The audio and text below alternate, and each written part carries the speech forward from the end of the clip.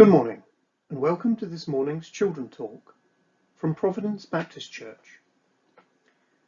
We're following the teaching programme from Go Teach Publications. More about them at the end. And before lockdown and then recently, we've been hearing about God working his purposes out in the history of Israel. So, the stories so far.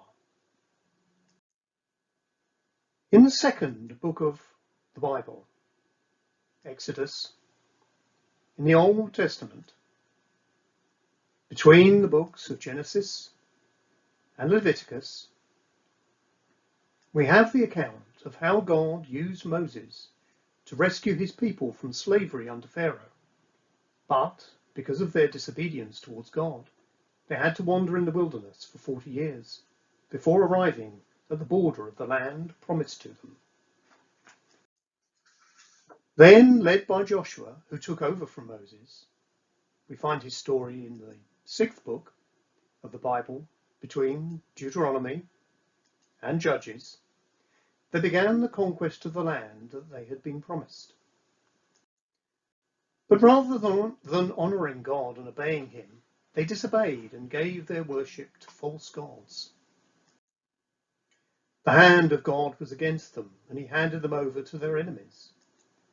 But God raised up leaders or judges to save them, so that they would turn back to him. But still they disobeyed. Rebel, repent, rescue, repeat. The book of Judges ends with this serious statement.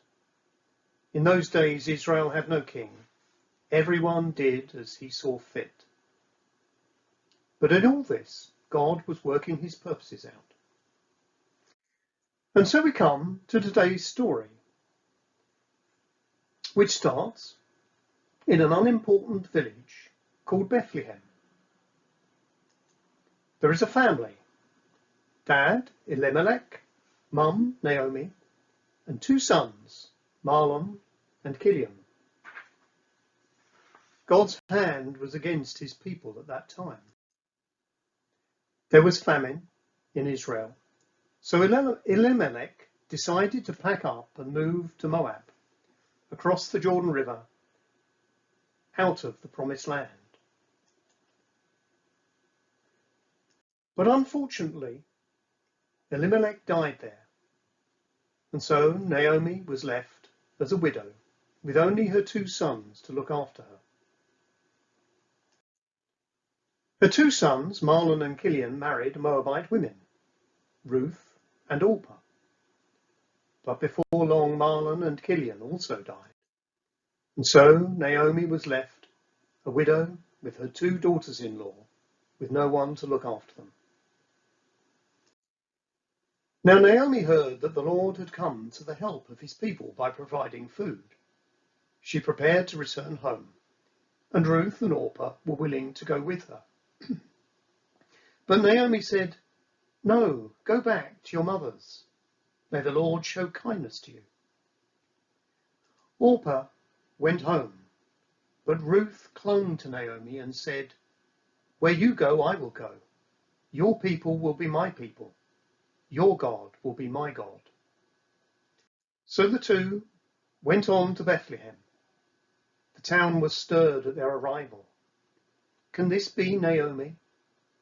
Naomi responded, "Don't call me Naomi. Naomi means pleasant. Call me Mara, because the Lord has made my life bitter." Mara means bitter. Now, spoilers. Yes, Naomi has seen very hard times. To her eyes, God's hand is hard on her. But through those hard times, God is fulfilling his purpose, as he always does. From these hard times, God will bring salvation, not just to Israel, but to the whole world. One day, Bethlehem will be the most famous place in the world. But that's a story that can wait until December. Back to this story. Naomi and Ruth have come down to Bethlehem, but they still had no one to look after them. but the barley harvest is beginning. So Ruth went to the fields to glean.